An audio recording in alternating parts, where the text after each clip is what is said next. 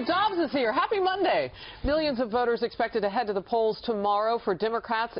A new NBC News Wall Street Journal poll showing Hillary Clinton will significantly lead in 3 key states projected. We'll see what happens. She's leading already Bernie Sanders by 27 points in Florida, 20 in Ohio, 6 in Illinois. And this appears to be new. Clinton trying again to boost her image with voters. In a recent radio interview, she expanded on comments she made in last Democratic debate that she's not a natural politician. This is harder for me. I admire the skills that my husband, President Obama, have. They're just, like they're charismatic and they're compelling and they're great orators and they have so many of the skills that one looks for. And I'm the kind of person who I do get up every day and say, what can I do to try to make somebody's life better? Did she just call herself boring? A strategist who worked for Clinton says, quote, it's an attempt, maybe successful, to get people to see her less as a politician and more as a personality. She is attempting to remove herself from an elite class of people who tend to be disliked right now. Professional politicians, end quote. It's interesting. She's almost trying to make herself sound, if personality, more like a Donald Trump. I heard her trying to be a it's victim. Just a question. Well, no, but I think the reality is what I heard was a woman who's trying to make herself a victim by association with two extraordinary talents, by which she should certainly not be judged as a politician. This is the kind of rationalization. This isn't being self-deprecating. This is being self-loathing. It's to me an absurd. Wow, tenet. that's deep, Lou. but so much of this goes to, well, first of all, did anybody who was listening to that think that that was really just spontaneous on her part, right? This is all part of her strategy. And this latest Washington Post ABC poll was very telling. It was released last week, and it said Clinton scored worse than Republicans Ted Cruz and Marco Rubio when asked to assess candidates' honesty and trustworthiness. But this is what I wanted to run by you. Sure. She did better than Donald Trump when asked that question. And this is all about being likable. This is the thing I love about the sophomoric political press in this country right now. Oh, my God, he's got high unfavorables. Yet he is crushing everyone in the field, generally.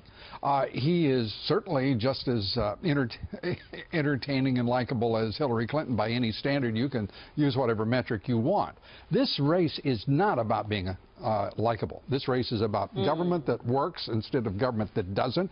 It's about being an outsider in the year of the outsider against career politicians who have screwed up everything in our lives, arguably, through government. And speaking of, so I'll take his unfavorables any time over the rest of the lovely folks. I want to step in here with something that Pat Caddell said on Fox News Insiders last night. He said that the threshold for acceptability has moved. Yeah. And speaking specifically to what you just said. And she's trying to move with it. I mean, that's the thing. Like, she's not a person who has a stable, rather. It's quite stale. I mean, she is an old teabag who has been steeped in corrupt politics for decades.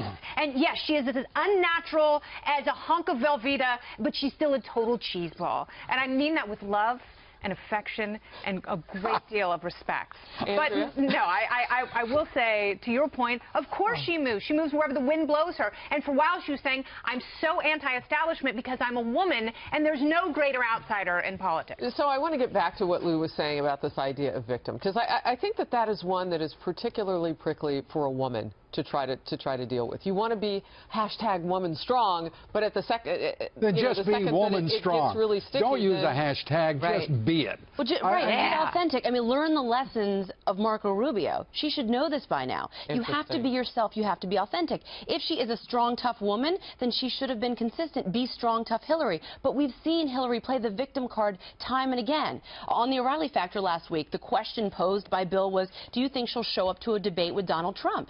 Of course. That's how she won the New York Senate race. People forget that she wanted Rick Lazio to leave his podium and, remember, put that petition in her face.